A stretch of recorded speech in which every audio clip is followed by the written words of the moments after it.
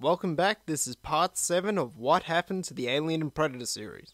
Alien 3 should have ended the series. The film quite deliberately wrapped up the series in every way possible. All remaining traces of the aliens were destroyed, all the characters were killed off, and all the series plot threads were tied up into one nice little ribbon. There was no room for another sequel. But you can't keep a money-hungry studio down.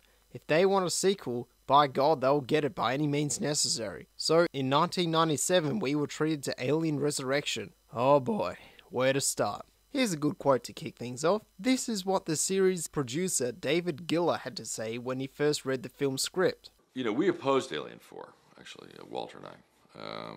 We tried to stop them from making. We read their script and we thought, well, this is just going to ruin this franchise. This just doesn't work at all. Yes, you heard right. The movie's own producer was opposed to the film's creation. That's pretty bad. Alien Resurrection is directed by Jean Perry Jeunet. It's an odd choice, considering this guy is best known for directing films like City of Lost Children and Amelie. Don't get me wrong, he's not a bad director by any stretch of the imagination, but if you just look at his resume, you'll notice that most of his films tend to be arty films with heavy doses of comedy, so an Alien film doesn't seem to be quite his field. Alien Resurrection takes place 200 years after the events of Alien 3. In the deepest reaches of space, scientists aboard the United Systems military spaceship the Auriga have managed to clone Ripley back to life by using blood samples they found on Fury 161. In order to extract the alien queen embryo she had implanted in her. The reason for this is that the United Systems military now has access to Weyland-Yutani's records of their bioweapons division, and they want in on it. Now, you might be asking, why does the USM have access to these records? Well, apparently Weyland-Yutani has been, no joke, bought out by Walmart.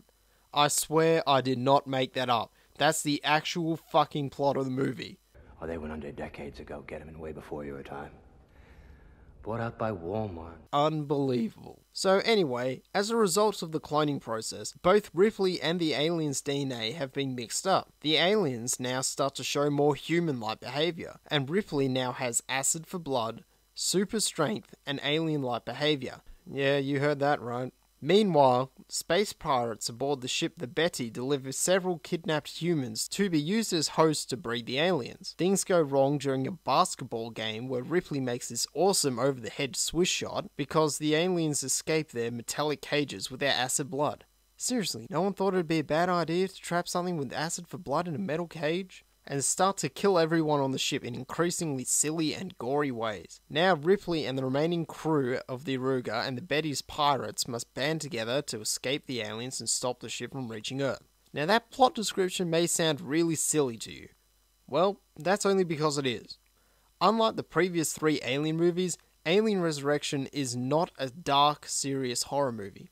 It's a comedy. More specifically, it's a joke-filled self-parody that pokes fun at the Alien series and refuses to take itself seriously. What is it with once serious movie franchises turning to self-parody? Batman turned to self-parody and we got Batman and Robin. James Bond turned to self-parody and we got Die Another Day. Friday the 13th and Nightmare on Elm Street turned to self-parody and we got assaulted with countless terrible sequels. A serious movie series turning to self-parody has never worked with any other movie series before. So why did they think it would work with Alien? How am I supposed to take the film seriously if it won't even take itself seriously? Because this movie outright refuses to take itself seriously, we are assaulted with countless stupid scenes in this movie, such as this bit where the general gets bitten on the back of the head by an alien, and instead of dying, he actually takes out a piece of his brain and looks at it.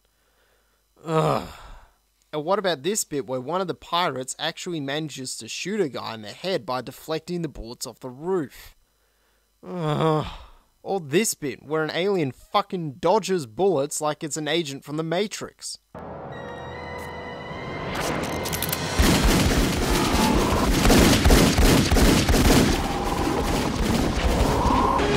Dodge this. And on that topic, just look at the aliens. They look like shit. What happened here? They've been turned into some generic, short, brown, slimy serpents that look like a poor man's version of the raptors from Jurassic Park. What happened to Giga's beast? The film also introduces a new kind of alien called the newborn, which is an accidental byproduct of the human-alien cloning process. And what does the newborn look like? Shit. Yeah, like shit. Oh my god, what the fuck were they thinking when they designed this? Did they have to give it Simpsons yellow skin, a goofy face like skull with cute eyes and a tongue? It looks ugly, yes, but not scary ugly like the normal aliens, but stupid ugly, like it was dropped on the head as a baby. As for the characters of this movie, well, they're not the best.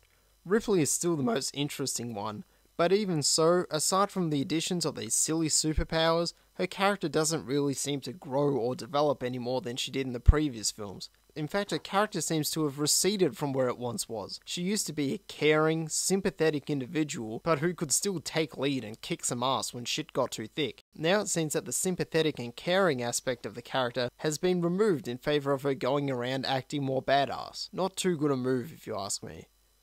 The other characters? What about them?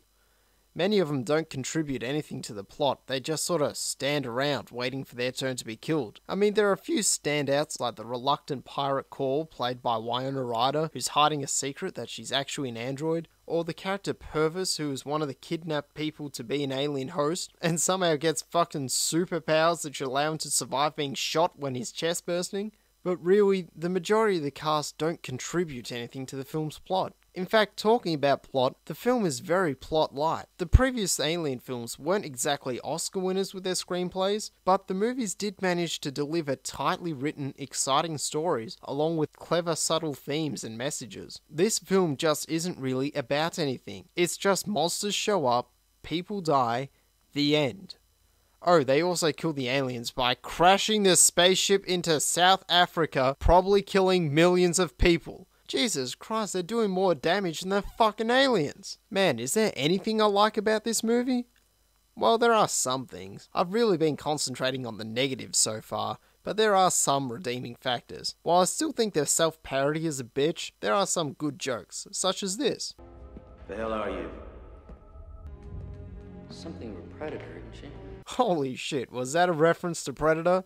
What the hell are you? I think it was. There's also a scene that takes place underwater, and it's definitely the highlight of the film. It's a very good piece of stunt work, and it's interesting to see how the aliens can swim. Also, the production values are pretty good. The design is very extensive and elaborate, though it's not up to par with the previous movies. In the other movies, every hallway seemed to lead somewhere, and every room had a function.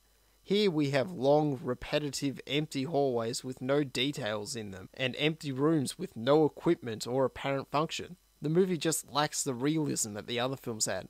Oh, there I am being negative again. Well, bottom line is, while this movie is entertaining, it's nowhere near the quality that an Alien film should be. It's a total joke of a film when put into comparison with the likes of Alien and Aliens, and the fact that the movie is a comedy that mocks the films that came before it doesn't help at all. Check it out if you're really interested, but otherwise stay away. Well, tune in next week. It's time to see the long-awaited crossover between Alien and Predator. See you there.